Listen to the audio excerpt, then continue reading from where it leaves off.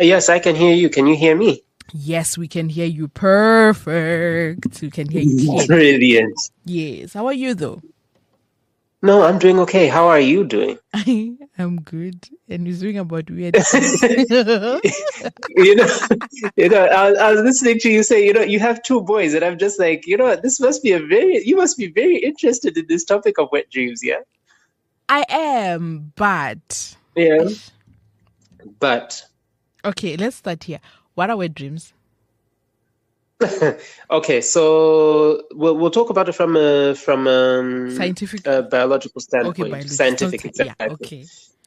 okay. So in scientific terms, they call it nocturnal emissions. Mm-hmm. Basically, this is sometimes, well, they call it wet dreams more colloquially, or should I just say commonly. Mm-hmm. It's called wet dreams. Basically, this is when the body is going through changes, especially hormonal changes, especially in boys, where they testosterone is being produced. There's more happens when a boy is growing up. It's a natural part of when a boy is growing up into a man. So you'll find that the penis starts to grow, the testicles also start to grow, and because of this, the testicles also start to produce something that it's a fluid that it has never actually produced before, which we call semen. And this is supposed to help when a man is getting ready to have children, the body practices to make this fluid called semen. And so with that semen there, then while the body is producing this, sometimes it will, I guess what we could say, would leak.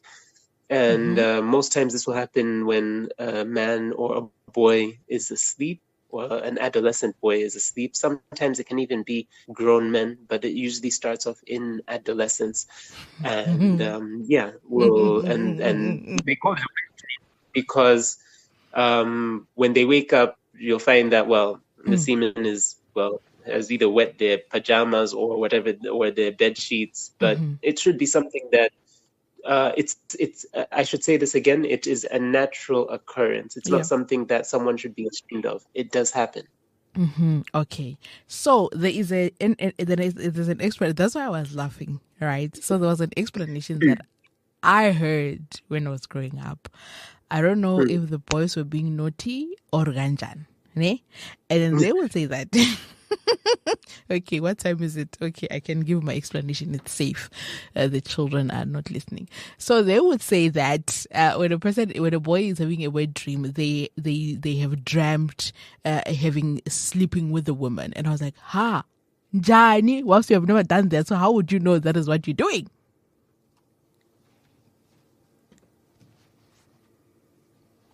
So I think we've lost Brother Doomsari again. Let me see.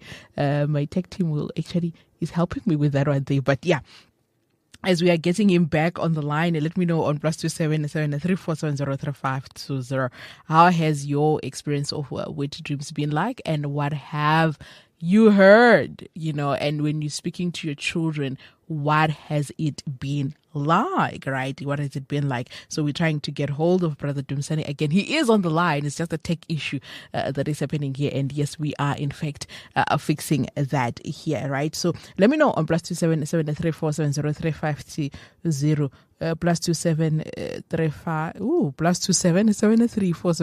+277 how do you speak to young boys about wet dreams? So as we're fixing that, so I just have to apologize in advance. We're going to chow into your time of Songoli's takeover because we have to have this conversation, right? So do not to go anywhere, but then do let me know, right? Let me do this. Let me just take a breather here. Do you know that we have a week of prayer? Let me see that promo for our week of prayer so that I can make I can remind you, that we are having a week of prayer. But I do want to know your thoughts on this issue of what you call that thing, Konje, of wet dreams. Do women have them? I don't know. I've never heard of such. Oh, yes, Brother Dumsani is back. Hi, Brother Dumsani. Welcome back. I've been rambling on my own trying to fix your audio so that I can hear you. No, I heard you. No, that's all right. But So then we do. you actually, funny enough, women actually do. It's not as common though, Haibo. but they do. Okay. And actually, the question you had asked before about, well, how do the boys end up even having a dream about sleeping with a woman when they never have slept with a woman? Mm. It's an interesting thing. I mean, I've never thought of that question Yeah. from a woman's perspective, actually. Now that you ask it, I'm like, well, I thought it would have been, I actually thought it was kind of common knowledge. And yes, actually, sometimes when a boy will have a wet dream, yes, it will be that he actually dreams of sleeping with a woman. Sometimes it happens that they actually have that dream. Others actually don't have the dream. They just have the emissions. They just have the emissions. But then with you know what, I'll explain it like this. I hadn't slept with a woman, but Mm-hmm. when I did experience a wet dream, it was like the body just has a natural way of reacting. So you Not that didn't you dream of feel anyone. all the feelings. No, I'll tell you the truth, I did. And I wish I could tell you that no, I'm completely a saint. I didn't even dream of anyone, Ne. but I actually did. And sadly, maybe the images that were put in my head were because of like some of the, you see like couples kissing on TV and things Yes. like that, and they excite you, but then you've never had that feeling before. But the body seems to be able to, what can I say, like naturally get excited up to the point where you do where you can actually have a wet dream. But then it's, again, I will say this, it's not Mm. everyone who actually dreams Yeah. of actually sleeping with a woman. Sometimes they'll just wake up and they find themselves wet like that. Mm-hmm. But yes, and to answer the other question was yes, uh, women can have, or adolescent girls, or even women can actually have wet dreams, but not very much common, Common. because Yeah. women are not as visual, can I say, as men. Men Mm. get stimulated very much by visual, but women not so much. With women, it's more about the Mm. actual feeling and the actual words and the actual emotions. So I've heard that women can have wet dreams, and they do, Mm-hmm. but then So, it's not as common as with boys. uh-huh. Okay. I don't remember when I had mine, but nonetheless, okay, cool. So back to the boy child. Let's leave other things about my experiences. So seeing that I have two boys, right? In fact, the other one is Yes. almost a teen, right? So how then do I speak to them about that, and other parents that are listening to us? How then do they speak to the children about wet dreams, what to expect, what to look out for, why in fact this is happening? Is it a conversation where after eating we're like, come, let us talk? Or is it I get, or is it the let's go out for ice cream kind of talk? Like, yeah, how do you yes. talk out to them about that? You know what? I wish I could say that there should be a formula to it, but Mm-hmm. then one thing that I would say is definitely get your children into a place where they are comfortable. Um, when there are times that the family actually gets to talk, or that there are times that like for you and with the boys, Mm-hmm. what if you said that, make your child feel comfortable, make your sons Mm. feel comfortable, you probably know exactly what that would be like. I mean, you know what that may look like. With daddy, it might be a good idea for him, because boys usually speak much better when we are, well, boys and men speak much better when we are in activity. Um, I've seen people who close up, but then when they are in an activity, for example, they're playing whether it's a video game or computer game, or they're playing soccer, or they're playing football, there's some kind of activity, or hiking, something that there's an activity going on, that helps for the boys to actually, or men even, to talk much better. And you said that your boy is 18 years old? No. He's 11 going to 12. Oh wow, okay, yeah. So So this here's is the the right here's age. the this is actually around about the right age, because okay, this happens during, for most people it's about 12 to 17 actually, but then the average is about 14. But I will say this, if you want to be as parents, you want to be the one who brings up this subject with them, Aha. because you don't want it to come from a Hollywood perspective or just from TV. And funny enough, you'll find that especially boys will often have these conversations among themselves, and a lot of the time it will be misinformation. It will be filled with myths saying that no, you know what, the fact that you've had a wet dream means that means that you are the most sinful of sinners, or it means that no, your testicles are about to explode. And there are so many myths that are surrounding the what's about wet dreams. You don't want that to be the case. You would want it to be that you introduce it to them. Yeah. You know that they are already seeing changes in their body when they start to recognize that, and when you start to see it, You know, bring it up from those smaller things, like, okay, you've probably noticed that you're growing hair here, or that you're growing, you started to smell a certain way, and they'll be like, okay, yeah, and maybe even ask them to say, have they noticed these changes in their own body? And from there, it becomes a conversation rather than you just spilling out information. They can actually give you their experience that, oh yeah, no, there have been these changes. I've noticed this. I've noticed maybe penis erections and things like that. Let the child also explain, oh yeah, no, I did notice these things. And from there, bring it in slowly to say, you know what, these changes are natural. These changes do happen. When it does happen, and if you haven't had that experience, when you do have that experience, if you ever do, you know that you can come to me about it. It's nothing to be ashamed about, and I'd like you to come forward about it. You'd be able to throw the bed sheets in the washer, or it's not something that you should be ashamed about and secretly go off to the side somewhere. It's nothing to be ashamed about, because shame and hiding things is how the devil will actually then start to bring in all these myths and things. So you are a parent, and we've had our own experiences as well. As fathers, I think it's a good idea for even father figures and fathers to be able to share their experience, as embarrassing as it may be. It helps the child to also open up and say, oh, so daddy has had this kind of experience as well, then it's not strange.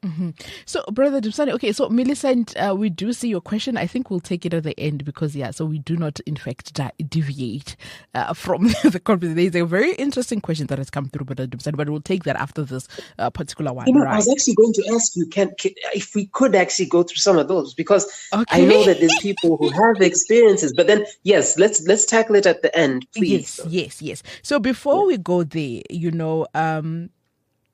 oftentimes when as parents or us as young girls or girls, Ganji, right? When you start going through your periods, when the first day, in fact, when you have your periods, depending on who you are, I mean, some of us were told, yay, from henceforth, you must be careful, and once you go to your mommy or your daddy or your aunt to ask for pads, or you're like, hey, this thing has actually happened to me, they start having the talk about the bees and the birds. So is that the same for boys? If your son comes to you and say, Esh born, this thing happened overnight, or they wake up, they run and go and wash their sheets, what does happen when they have wet dreams? Is it a sign that now they are going to be sexually active? We're not saying they're going to go do it, but does it mean that they can, start having crushes? They start noticing things that they shouldn't be noticing in women. Is it the same for women and girls? So I don't want to scare you, but I want to give you the facts. By the time someone has probably had a wet dream, they probably already have had those kinds of thoughts about girls. I mean, they probably already have had. There's no, like I said, I'm not trying to scare you, but then I should say that maybe I should put it this way. Wet dreams are like are like something that comes a little bit after developments have already started in the body. So the development start, wet dreams are a result of. So you don't put the horse before the cart. It's always the other way around, isn't it? So what they are experiencing, that when you already, if this is what you have seen, it's because there is already development in the body, so they won't be, so it doesn't make them sexually active. It means that the body is ready, as in physically the body is ready for, well, not sexual relations as such, but then the body is preparing itself. So the same way that we would say that you put food on the cooker, it doesn't mean just because it's on the cooker, it doesn't mean that you can eat it straight away. No, it's being prepared. So the body also has that. It's step by step. So by the time you find out that someone is having wet dreams, by that time they've probably already had thoughts and noticing things in girls and women way before. So, and it's something that's natural. Again, God made men quite visual, so they've already seen things that they go like, oh, okay, that's interesting, and they can, once you have brought it up, and especially if you've had that kind of good relationship with your boys in the first place, it won't be so hard to talk to them about this, and it should be something to talk about. Okay, so seeing that it's something that we should talk about, right? You did say that the daddies, in fact, can do it or the male figure and stuff, because sometimes it can be an embarrassing thing, where we've also seen with girls as well, when it's that time of the month when they start, it becomes a bit of a, I'll prefer a female person to explain to me what's going on to my body than not. But then why is it that we are having difficulty in having these conversations? And I don't even want to narrow it down to as Christians. It's not a Christian thing. It's just a human thing, Why do we find it difficult to speak about this? Like now after this show, when I go home, I'll be like to my son, because I don't know what he's doing at home. He's busy playing FIFA. I'm like, come here, Lalela. This is what's going to happen to your body. This is what we're going to do. One morning you will wake up, your whole bed will be wet. Your thingy will be like this. Like, why do and you have to explain everything in detail. Right. You know what? I and this child will be, and we feel like the child will be traumatized, But then, one thing that I will say is, why is it so difficult to have this conversation? I think as parents, we, especially, I would say in Christian circles, it's even more that it's like sex is a taboo. It's like we kind of think that people are not exposed to things to do with sex out here in the world, up to the point where I've actually heard people saying that, what, maybe sex was the forbidden fruit in the Garden of Eden, but you're like, no, it's not. God actually did create sex, and God created the sexual organs of the human being to be fruitful. But then you realize that as we grow, the whole point of this growth is to prepare us for a gift that God has actually given. And what makes it so difficult is that we have given sex and sexual organs to say that these belong to the devil or some kind of hidden darkness somewhere. And so we've made it a taboo. But maybe what makes it even more difficult is that we have had no proper example of someone, as well, I would say, in many cases, we have no proper example of a father coming to a son and saying, what, this is what's going to happen to your body. You have to be prepared for this. In the African context, I remember in my own experience, I think it was like among cousins, we would just talk about, hey, did you notice this? It's like, oh, did you notice this? Like, oh yeah, this happened to me.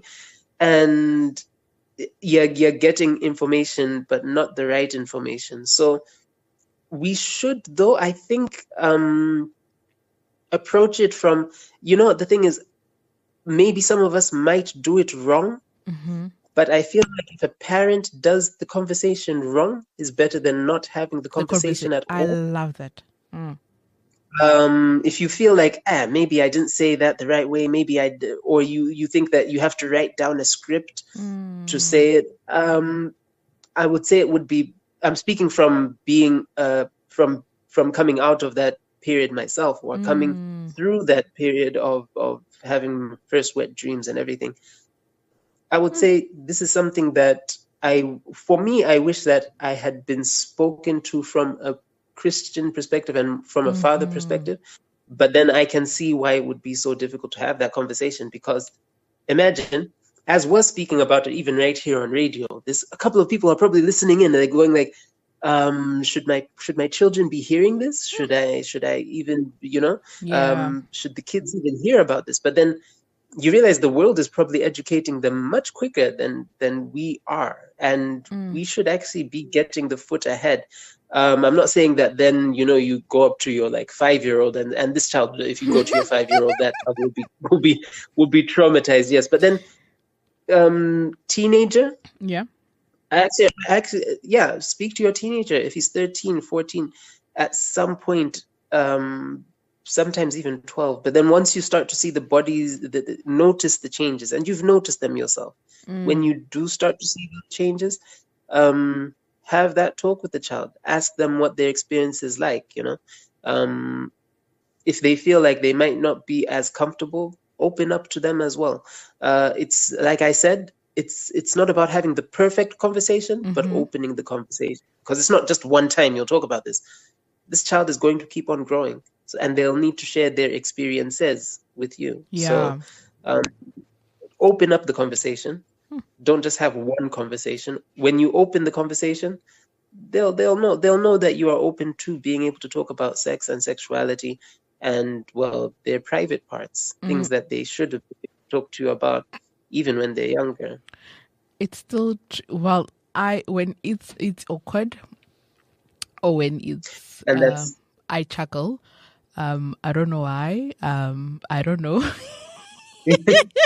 but it's allowed. I think it's allowed. I think we have to recognize that it's not something that is it's not for everyone. It's that's how come sex is a private matter. It's between two people, but also the matters to do with this, with the body changing and all this. I don't know how you girls and women do it. I mean, when that experience must be like something that you're like, okay, I'd rather let a woman speak to me about this. But imagine, just last week we were talking about how there's a lot of single mother households.